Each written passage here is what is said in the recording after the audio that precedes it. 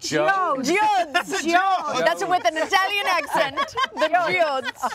Okay, what are geodes, Dan? What are they? Geodes are the Italian form of a geode, and a geode is actually a spherical rock that has crystals formed inside. Ooh, they're I love abundant those. throughout the American Southwest and throughout really Central America and South America, and they're beautiful and they come in lots of colors because what's happening here over centuries is that silicates, which are mineral compounds like magnesium and strontium, are seeping down into these cavities that are naturally forming in rocks, and they're forming crystals. So how do these gas pockets get formed in rocks? Well, most of the time when rock is formed, we have a lot of volcanic material that's pushed up from the center of the earth. Magma comes up, right? It shoots up very quickly. And when it hits the air, it dries instantly and gas bubbles get trapped in there. Now it gets compressed over eons. It's packed in dirt, and these minerals seep into them and they slowly form crystals. That is what a geode is. And they are beautiful. They are beautiful. Yeah, And they are. Paige, how are geodes becoming fashionable? Geodes is very, very nice.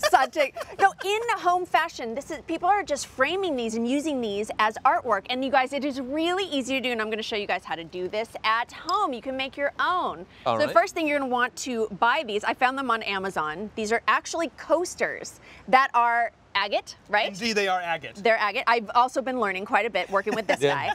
guy. And these are used to kind of show off. You can spend $200–300 in the store, but I'm going to show you how to make them for under $30. Take a look. So you grab these guys from Amazon. Want to make sure that's the color that you want for your house. And those are all the materials there you see on the left. So it's geode slices, you need a hot glue gun, a crafter's best friend, a shadow box, light color fabric, because you really want to accentuate the color of these.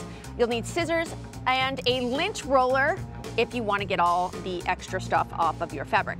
So I just glued this onto the backing of the shadow box. You're going to want to cut off the excess here. I'm very fast at cutting, as Careful. you can see. Touch your finger. And that is our backdrop. Now it's as simple as getting these cleaned up and prepped. That's all you need to do for preparation to get these ready to go. Put a little bead, I would say about a quarter-size bead of hot glue on the back side of it, turn it over, and lock it into place. Now, if your box came with some matting, these are a great way to frame it. I also made one that is not framed here, but if you have the frame, it's really, really nice to kind of show it off. So all you need to do is put that in there. This is glued on. Hope I used enough glue to make it stay. Then you put this in, lock it into place. Lock and load. Lock and load, and there you go. You just saved yourself about $150. Wow. Nice. So, Dan, how do we get to this little genie in a bottle? Yeah, how do we get to this state? Now, Paige mentioned that this is called agate, and agate is a form of a geode.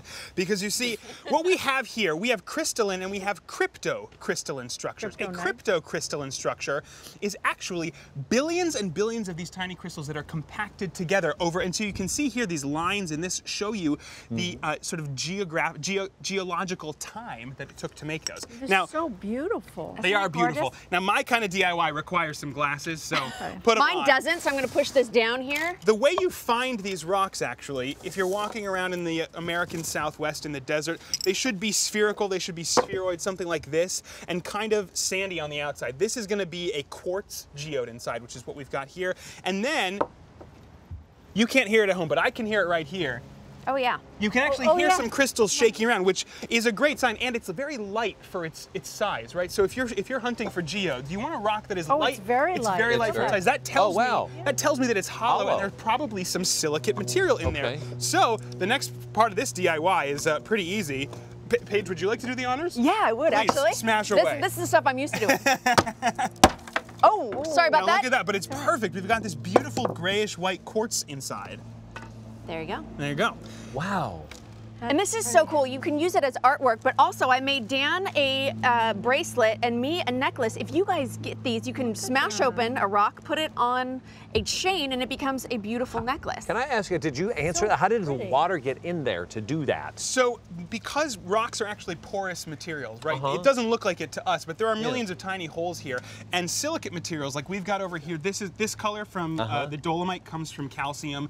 This comes from strontium. Those minerals, as they're soaked in rain, rainwater actually beautiful. become very, very microscopic, and they seep into those cracks, and then they dry on the inside of the rock. So you never know what you're gonna get. Can you tell, like, by picking one up that it's You gonna know, be a beautiful? little bit. This is called coconut agate. Ooh. This agate, this Brazilian agate generally has a reddish look on the outside. Amethyst generally tends to be darker that way, but sometimes it's a surprise.